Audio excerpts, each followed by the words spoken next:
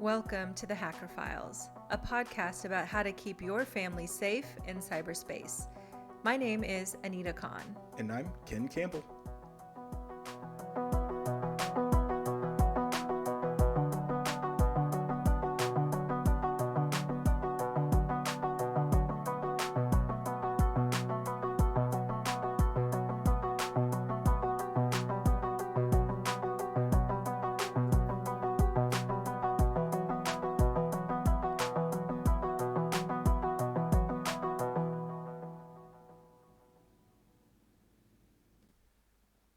Hi, Ken. How are you today? Doing fantastic. How about you? I'm doing awesome. I'm excited to be here. Same. First episode of the Hacker Files. Let's get it. I'm thrilled to be here. We're going to go ahead and dive right into this episode because there's a lot to cover. One of the reasons why I personally became a cybersecurity professional is because I hate crime. I hate it when the bad guys win. I want to do whatever I can in my power to stop that. Yep. Ever since I was a little girl, I grew up in a house full of brothers, and I literally had to fight for everything. Yeah. Every little thing was a well thought out argument, discussion. I should have been a lawyer, actually. Yeah, I was just thinking that. Needless to say, it didn't go my way all the time, but I always felt this sense of justice in my core. And it's something that I grew up with, something is part of who I am as a person. Yeah. I want to share my passion for fighting crime with you, our listeners.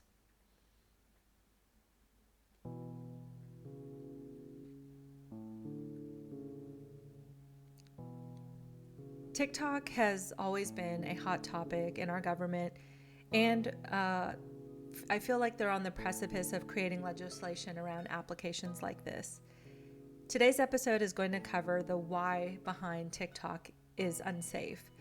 We'll focus on how to protect oneself, your family, from those specific harms of TikTok. So the first thing we're going to get into, the first story, is around Slender Man. On May 31st, 2014, in Waukesha, Wisconsin, and apologies if I messed up that name, two 12-year-old girls lured their friend into the forest and stabbed her 19 times in an attempt to appease the fictional character Slender Man. Without really getting into all of the backstory, it's important to mention that one of the kiddos was mentally unwell, or I guess is. She was known to have mental hallucinations and was later diagnosed with schizophrenia. Imagine already struggling with a mental illness, and then seeing something like the Slender Man coming into focus. That would just reinforce in your mind that what you're seeing is true. Yeah, their obsession to appease the Slender Man ultimately led them to killing their friend, and they left her out in the forest to die. Yeah, terrible story. Yeah, it just kind of talks about how powerful social media can be. Yep. And there were a series of TikTok trends that really took off that were extremely dangerous. Some of them were some of the more prominent ones: the Kia Boys, the ice cream licking challenge, Super illegal and disgusting. And the milk crate challenge, the penny challenge, the skull breaker challenge are just to name a few. The Kia challenge in particular was that they found a hack that they could use by intercepting the RF signal to unlock the door and start the car. 4 teenagers stole a car and in police pursuit ended up dying as a result of it. I think they were 14 and 15 years old. The Skullbreaker Challenge actually left 2 Brazilian people dead, which was you go and trip someone and have them fall back on their head. A mother had reported that her daughter suffered severe spinal injury, and she is basically paralyzed for the rest of her life. The ice cream licking challenge, of course, was disgusting and highly illegal and wrong. And it's just like young kids, I think, are desperate to get those likes, get famous. Yeah, that reinforcement. And that's a really dangerous precedence and scary place to be. Absolutely. I also want to caution everyone about how TikTok is presented and used in the United States versus in China, which is where it originated. In America, it's really about mind-numbing content, dances, challenges, goofy stuff, and potentially about controlling behavior in those challenges, getting people to do crazy stuff. While in China, the version is just really highly regulated. Kids under a certain age are only allowed to be on the application for a certain amount of time. I think Right. it's like 2 hours a day. And the content is strictly educational. Yep. So you have professionals, scientists, mathematicians creating content and sharing it with the masses. And then that's where that's happening. And really to think about that is it feels like such an insult to us. Yeah. That we're just a pawn in their game. But this is exactly why we're doing this episode, is because I don't think people understand Absolutely. how dangerous TikTok is. And I understand that a lot of people may get their livelihood from there, and that's why it's still so successful. Yep, absolutely. And really, let's talk about the mental health portion of this, kind of making a callback to the Slender Man anecdote. According to the Depression and Bipolar Support Alliance, most kids that were studied over a 4-year span showed that they had less confidence and low self-esteem. Research shows that cyberbullying, social exclusion, and drama that can occur on these networks have been associated with higher rates of mental health issues in adolescence. FOMO, or fear of missing out, has also become a pretty significant problem, and to be fair, it can also affect adults. How many of us have ever been in a vulnerable position where we found ourselves questioning where we are in life based off of someone else's highlight reel? Yeah, I mean, if you're not self-aware, which is sometimes hard to do when you're doom scrolling and you're just kind of in this infinite scroll, Yep. to lose a sense of time. I mean, I know I'm guilty of it. My content is like people getting hurt. I like the fails; those are pretty entertaining. Nice. I like the relationship stuff because I like to spam my husband with all of those, and just show him that there are other people out there like me, Yeah. and that I'm not solely crazy. But yeah, you can lose 30 minutes just like that, or even an hour, Yeah. or even 2 hours. Or a whole day. Well, I've never lost a whole day, but definitely I've people- lost 30 minutes for sure. Yeah. And what ends up happening is, say that you're depressed and you're down and you're on your phone and you find yourself doing the doom scroll and maybe the algorithm picks up on something or you deviate. Yep. Well, now you're looking at seemingly what people may have perfect lives, and now you're comparing yourself, and now you're falling deeper Yep. into that depression. And that's really scary and dangerous because if you're already in that place, the likelihood of you snapping out of it may be difficult. Absolutely. There are also certain groups of people that are more susceptible to this type of content, or even cyberbullying, or just being in cyberspace. And women and women of color are are more likely to be abused online or to be susceptible to mental unwellness from being on these apps. Yeah. I want to give everyone a moment to digest what we talked about. We're going to take a quick break and hear a word from our sponsors at Profit Pixie Bookkeeping.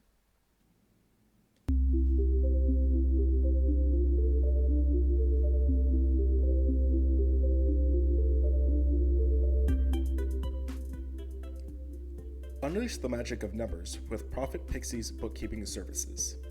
Making your business's bookkeeping easy and providing clarity where you need it most, your profits. Email us at profitpixiebookkeeping@gmail.com. Profit Pixie Bookkeeping is QuickBooks Pro Advisor certified.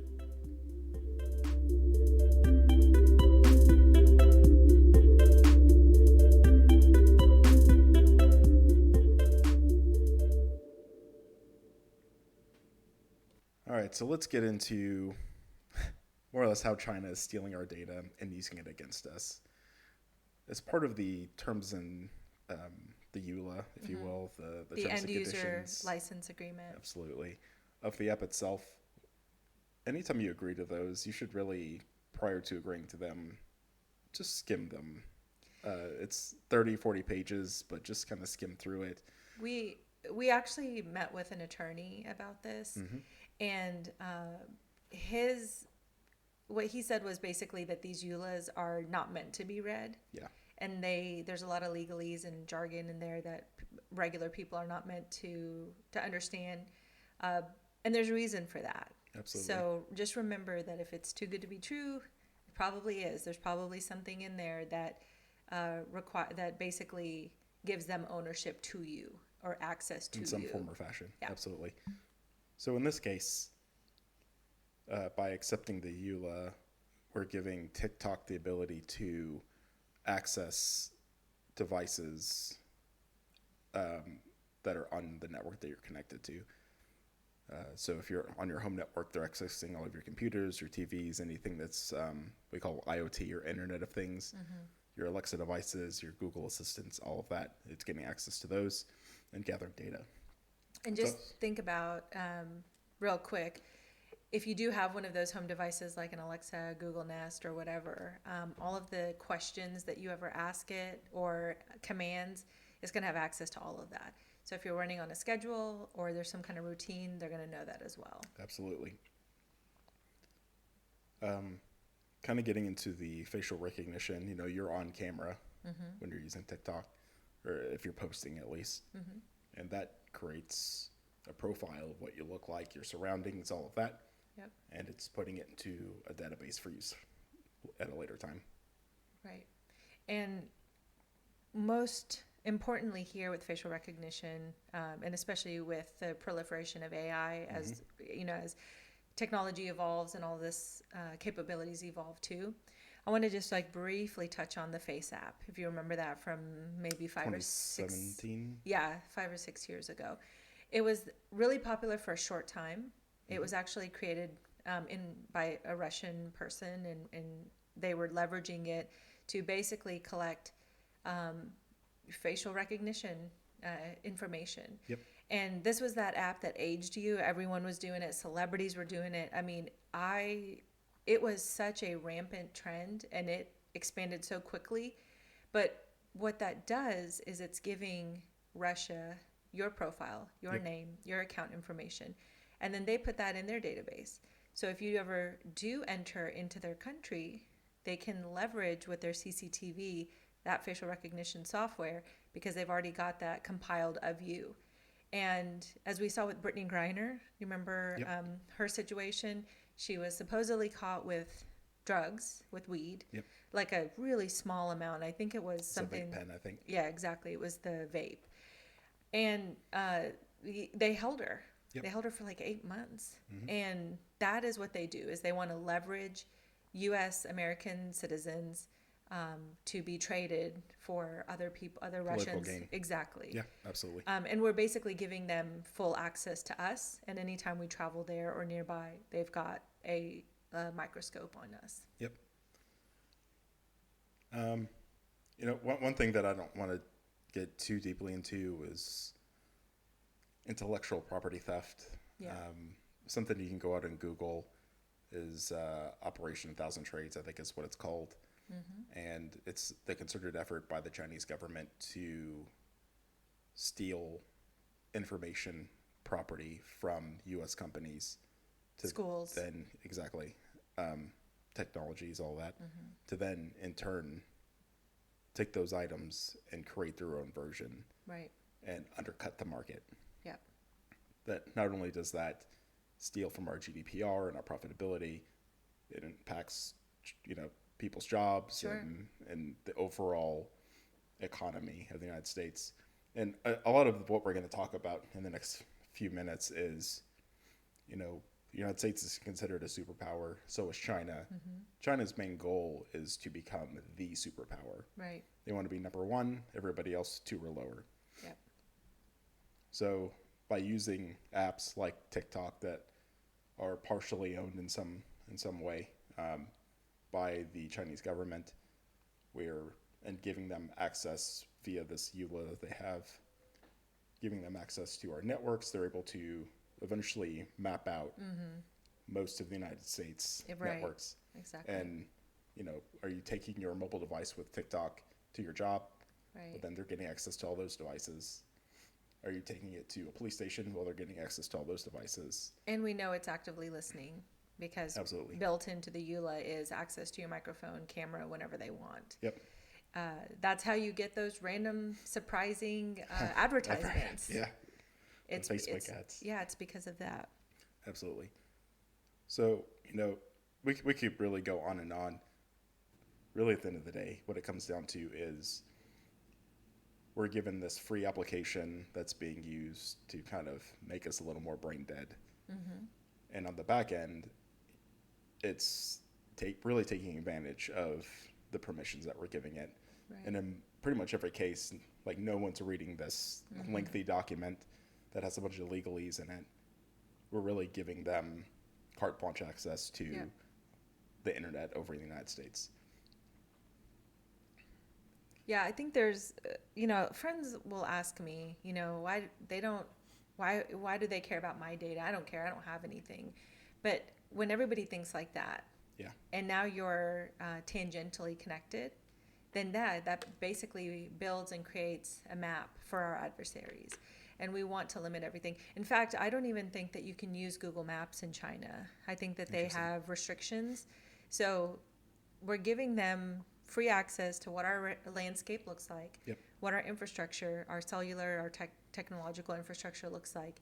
And it's going to put us in a lot of harm. It already has, but it's going to continue to put us in harm's way. And being number two in that situation as a superpower is not going to be a good thing. Absolutely. Because we actually have somewhat of a democracy, and we have laws that protect us from things.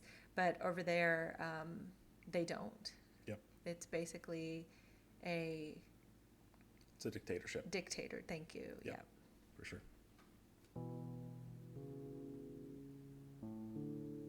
I know we've talked now about all of the ways that China is leveraging this app in the U.S. I want to talk about how we can protect ourselves and our kids from the harmful side effects of TikTok. And really, social Anybody. media in general, for sure. The first thing would be to limit the screen time. I think that's pretty key in a child's success, even our success. I mean, this is really applicable to everyone. Yep. There are parental controls that can be put in place to help monitor and watch, place a time limit on applications.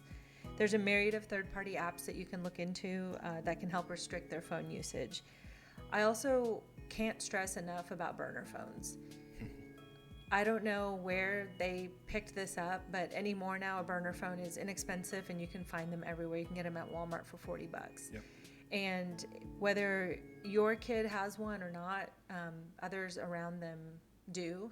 And so you need to be cognizant that if you've restricted your child's phone access, but maybe, maybe someone's loaned them a burner phone. Yep. So beware Absolutely. of that. And on those burner phones, there's no restrictions. So they'll have access to every app that they can get their hands on. Try and get back to having a couple family meals together. A 2022 survey by the American Health Association found that 91% of parents reported that their families were significantly less stressed when their families ate meals together regularly. This also allows parents and siblings to check in with one another. I even saw a mom place she had like a security box, and she had everyone put all their devices in there and put a timer on it. And only until after the timer went off that they could have access to it. Some of them also have codes, locked boxes with keys or codes. So it's not a bad idea, because then you're holding everyone accountable. Everyone has to participate. Absolutely. Educating yourself and your kids of the pitfalls of social media. I think this is a huge one. I think it's really important to understand the kind of psychology behind everything. Realize that there's an unhealthy amount of dopamine releases every time you get that ding on your phone. Yep. What notification, what text message, phone call, whatever it might be, you're getting disproportionate amounts of dopamine releases, and that's really harmful to developing minds. Absolutely. Not an official plug. We're in no way affiliated with Netflix, but they have a really good, or at one point had a really good documentary about the pitfalls and issues with social media called The Social Dilemma. Yeah, so it good. Talks a lot about what you're discussing right now. Yeah, Check it out if it's still there. I highly recommend it. it kind of made me angry Oh, yeah. at how the companies are leveraging what they have against us. Yep. The algorithms in particular. These algorithms are created to constantly seduce you. Mm-hmm. And that's really the best word, is it is a seduction. Yeah, that's super accurate. And then also, not to spoil anything, but at one point in the documentary, it did talk about how if you have not touched your device in minutes or hours or however long, Mm-hmm. it actually might send some kind of a notification for you to look at it, to bring your attention back to it. Yep. And that's pretty serious. That's shady. That's super shady. Really serious. I wanted to also talk about deep fakes that exist to trick you. Grooming behavior from predators, spear phishing attempts, to get bank info, addresses, travel, all of that. The deep fakes are getting more and more sophisticated. Yep. And if this was 5 years ago, we probably were far from deep fakes and a lot of people wouldn't have access to them. But now it's become readily available. So it's extremely important that when you're interacting with someone, whether it's through a Teams call, a Zoom call, or talking to someone, there's voice spoofing as well, to make sure that you can verify or authenticate that person. Absolutely. One way that you could do that, especially with your family, is to create a PIN that only you guys know. Ooh, that's smart. So that if someone calls and pretends to have kidnapped you, or you're in an accident and you need social information for the hospital, that you can verify, that with a PIN, or hang up and actually call the person that's supposedly in trouble to see if it's legitimate. My family actually leans more towards safe words. Yeah. A safe word, a PIN, whatever. Yep. Yeah. Have something that's unique to you that no one could guess. And maybe you change it like yearly. Periodically, Yeah. for sure. To just make sure that if there ever was a leak, that you're not compromised. The other thing is about grooming behavior from predators. During my time with local law enforcement, when I was during my internship, we saw a lot of predators using apps that masquerade as other apps. Mm-hmm. So one of the popular apps that they used was Kik, which is a text messaging application. But there was another app that they would use that would change the icon of Kik and make it something less benign, and they would continue to groom the kids there. Jeez. That would either lend itself to two things. One, where it was like sexually predatory, or to get to their parents' like bank account information, home address, or to find out patterns so that they could rob them. So it's really important to have these conversations. Be paying attention to, do your kids have new friends? Are they talking about new people that they've met online? And also remind them that, just because someone says they're a 12-year-old girl or boy on the other end doesn't mean that they are. You have no idea who that person is. You have no idea. So that brings something to mind, something that I've had for a little bit. It's a graphic. If you're following this on social media, at the Hacker Files podcast, on all the major outlets except TikTok. It's a graphic that shows just a big list of malicious apps or apps that can be used to hide nefarious things. I'll post that out there to all the socials. Awesome, thanks. So continuing on how to protect yourself, it's important also to never follow any dangerous trends for likes, because it's not worth it. And I think it's extremely important to communicate to your children about that this is dangerous. The things that you're seeing posted where people survive them is not the majority. There's a lot of people out there that don't survive or break bones. In fact, frequently are breaking bones. That milk crate challenge, you would stack milk crates into a triangle, and then you had to walk up it and down the other side without it falling apart. And if you know those milk crates, they're not that stable. So we saw a lot of young children, young adults even breaking bones, and it's not worth it. So be careful. Talk to your kids. If they are asking to do weird things, maybe you can monitor them. Maybe some of the trends are okay, but make sure you fully vet these things. I did. So I will say this. This was pre-TikTok. I got involved with the cinnamon challenge. What was that? It was a tablespoon of cinnamon directly into the mouth. Nope. Didn't work. No. That is a choking hazard for the For rest sure. of your life. For sure. I'm It's sure you probably- still have cinnamon in there right now. The few people that actually do make those videos that get posted, you know, we have no idea if they've cheated, if they've like taped things down or glued things or have it, you know, so it's really important because kids are so impressionable. Hell, adults are too. I'm not going to just put it on kids. That you trust that what you're seeing is legitimate. So just make sure that when you're looking at these things, that just remember that they could have done something to alter it. That it might have even been take 50 that they did, and maybe they figured out a way to be successful at it. It is not worth a trip to the ER or worse. or to fame, because you never know, and there's so many people out there that are replicating it that what would make yours, you know, stand out. And the next thing I have written is get off of TikTok. Immediately. I know yesterday. that's a hard thing to do, but most of the content has already been regurgitated to Instagram Or YouTube. and neither of those are owned by China. So if you want to still be connected, just stay on Instagram or YouTube, but get off of TikTok. Yep. Lastly, I want you to be intentional about the content you're looking at. I want you to ask yourself a couple of questions like, what am I looking for? What does this do for me? Do I have a problem? You know, and when I say do you have a problem, like, what are you, when you're reaching for the device, what is the intent behind it? Are you just constantly needing to be stimulated? Are you constantly just looking for that next dopamine release? Like, what is it? Once you can answer those questions, you know, maybe rather than going for the phone, you sit in silence and reflect. Read a book. Maybe you read a book. Maybe you go outside for a walk. Yeah. Spend time with family or whatever. And I'm not saying that apps on our phone or our phones are all bad, but we are seeing an uptick in mental health problems, in illnesses, bipolar disease, and it's not a coincidence that the uptick in that was after the proliferation of these apps. I know research is still new on this, but there is research out there in American psychology journals. Feel free to go check those out.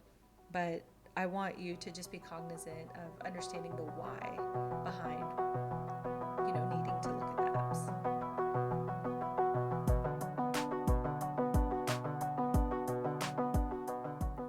We hope you enjoyed our episode on the harmful things of TikTok.